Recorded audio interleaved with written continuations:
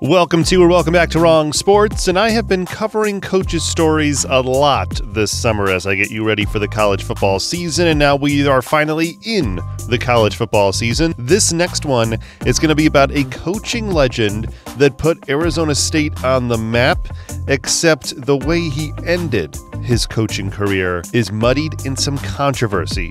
The story of Frank Kush has a lot of success, but also a lot of controversy and some bad feelings when it was all over. But before I get into the controversial firing of Frank Kush at Arizona State, make sure as always you are subscribed to the channel below. Ring that bell so you get updates on brand new videos that I will be dropping in the future. Please help out my channel and check out my Patreon right now. Patreon.com/wrongsports. Link is also in the description below. And make sure you like and share this video and share this channel with other college sports fans. So I'm going to give you the beginnings of Frank Kush before he gets to Arizona State. He was born January 20th, 1929 in a coal mining town in western Pennsylvania.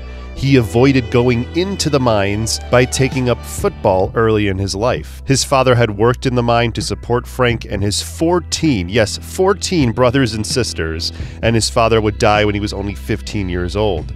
A small man by football standards, Kush went to Washington and Lee University for one term before transferring to Michigan State in 1949.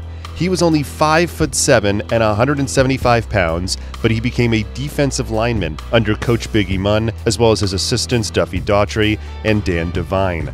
In 1952, Kush became a unanimous All-American guard on the undefeated Michigan State team that won the national title.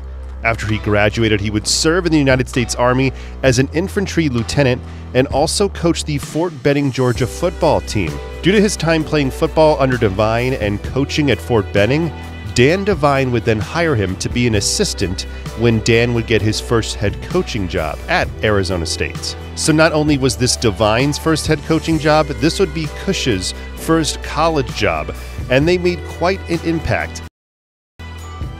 As from 1955 to 1957, Arizona State went 27-3-1, including a 10-0 1957 season.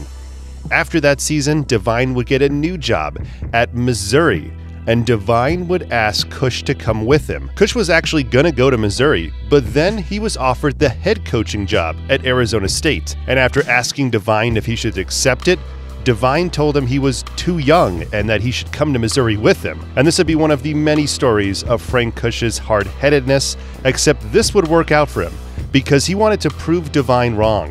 So he took the Arizona State head coaching job at age 27 and would start his coaching legend. His first season of 1958, which was also the same year that Arizona State College became Arizona State University, and that change from college to university also heated up the rivalry between University of Arizona and Arizona State University, as University of Arizona didn't want another university in the state. So they tried to fight hard for Arizona State University to stay Arizona State College, except it obviously didn't work.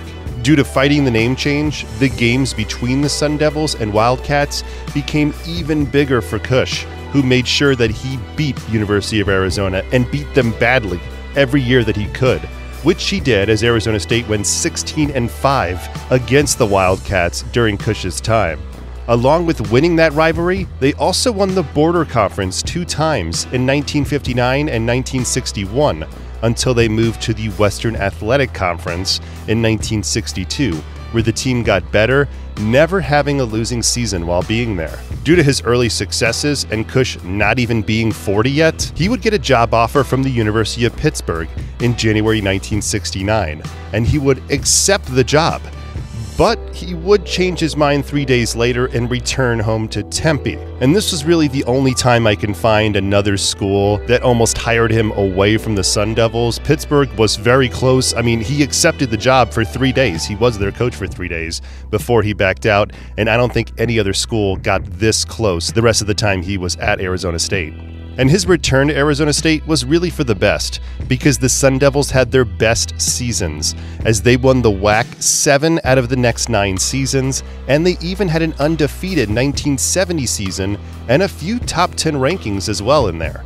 The best team, though, he had was in 1975, as they went 11-0, and they went to the Fiesta Bowl, which was fairly new at this point, and it was created to help the Western Athletic champion play in a bowl game versus bigger teams because there were only a few bowl games, and like the Sugar Bowl, the Orange Bowl, the Rose Bowl, it was tough for these lower level conferences to play a big time team in a bowl game. The Fiesta Bowl helped that. And in 1975, it would allow Arizona State to play number 6 Nebraska and beat them to finish their season 12-0 and being ranked number 2.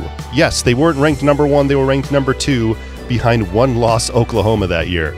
And after this fantastic season, Kush would get another offer, but not from college, this time from the NFL, as the Philadelphia Eagles wanted to hire him.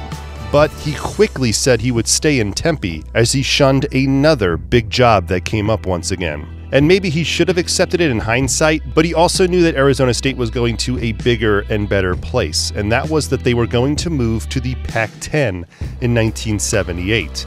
And in that season, the team went 9-3, winning the Garden State Bowl. But once Kush brought them to a bigger conference, trouble would start to brew. Now, he had always known to be a big disciplinarian who had bruising and physical practices, and it would also see the beginning of Mount Kush, which became the most famous punishment obstacle in college football. Mount Kush was a steep 500 feet slope on loose sand and shale, which Kush would push athletes to climb up. And if mental mistakes were made in practice, or really any mistake, he responded with, "That'll cost you a mountain," or "That'll cost you 2 mountains." This tough practice was dropped in his final years at Arizona State, but another drill known as the bull in the ring would be used more. The bull in the ring practice had players form a circle, and Kush would put a player in the center. He would then call out a uniformed player and blow his whistle. That player would charge the player in the middle, and the two would engage in padded full contact until Kush blew the whistle again. Whichever of the two players gave the best effort would go back to the circle, while the player dogging it would remain until Kush decided he could quit. These drills and practices made his team physically tough so that the games were easier than practice, and also made his teams the most physically tough teams in the country. But there would be a side effect to it, and I'll get to it in a moment. So with knowing all the history with the school, let's get into the downfall, because it started in September of 1979, when former Arizona State punter Kevin Rutledge filed a $1.1 million lawsuit against the school and against Frank Kush for physical harassment. In addition, according to Rutledge, Kush threatened taking his scholarship away and basically forced him to transfer, which he eventually did. He went to UNLV. The physical harassment was tied to a moment after a late October 1978 game versus Washington, when, according to Rutledge, Kush grabbed his face mask and punched him in the mouth after a bad punt. The bad punt really did nothing for the game result because Arizona State lost the game 41-7. In the ensuing days, though, Rutledge was accosted more, but not by Kush. Instead, he was accosted by Arizona State fanatics who threatened the punter's dad's business that was located in Tempe. And when an investigation was opened by Arizona State, it found that a few former players and coaches supported the punter's claim that Kush would push, grab face masks, and be physical with players. While this was all going on, Kush would still be on the sidelines when October came around, but it wouldn't be too long, because according to Arizona State's athletic director, Kush interfered with the investigation by pressuring current players and coaches to keep quiet. When the athletic director heard this, he couldn't take it anymore. And on October 13th, 1979, which was only a few hours before a game that night, Kush was fired. But the weird thing was that Kush was allowed to coach the game that night, and it would become a spectacle, and Kush was cheered loudly by the 70,000 people in attendance in Tempe, which got even louder and rowdier as the game went on. His final game resulted in a 12-7 upset win over Washington, and he was carried off the field. But he did not have a post-game press conference. Instead, though, he spoke before the game, and he was visibly emotional, but didn't fight the university's decision, as he wanted what was best for Arizona State, and wished the whole thing was handled better. Officially, his Arizona State career was over with a 176, 54-1 record. He had a 6-1 bowl record and a handful of top 10 rankings.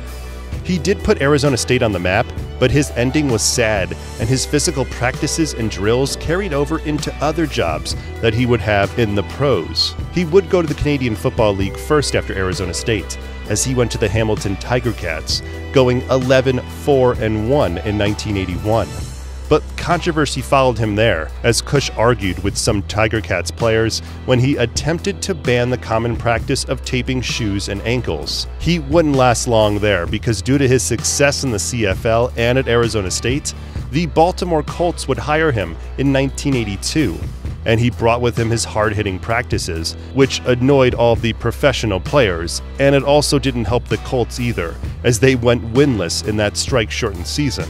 After the season, with John Elway the consensus #1 pick and the Colts having that pick, Elway specifically said he didn't want to go to Baltimore and threatened to play baseball, mostly because he didn't want to play in Kush's offensive scheme and because Elway was more of a laid-back guy and he didn't want a hard-nosed physical coach.